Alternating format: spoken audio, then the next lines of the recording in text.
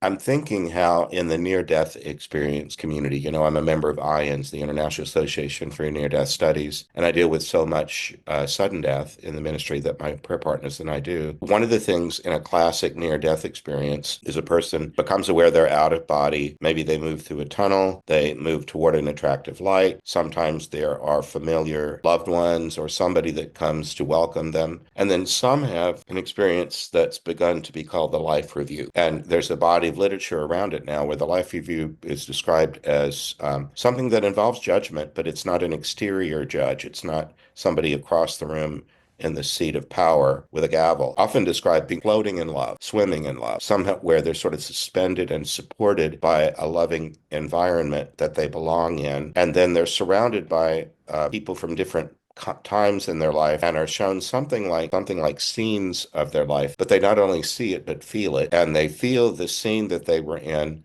not just from the point of view of their own individual ego, but they feel it and experience it from the point of view of others who were involved in that story. Sometimes in a life review, people are shown scenes where something that they said or did had a damaging effect on someone else, and they're being made aware of it, not so they can have their nose rubbed in it, but so that they can reconcile, they can make it right. I believe heaven is a web of loving relationships, and sometimes there's something in a relationship that is a sour note that needs to be brought to attention. Sometimes people in a life review are shown a scene where they did something positive or said something positive and they've long forgotten it, maybe never even paid attention to the fact that it occurred at all. But then they're thanked for the way that that had a ripple effect, a domino effect, and made this person move in more positive ways because of something that you said or did. The way that that might operate in the Lenten season is just to open yourself to wonder and open yourself to pondering, open yourself asking the Holy Spirit to replay scenes in your life that you routinely have made a story about. Maybe I could recraft the story, especially towards forgiveness.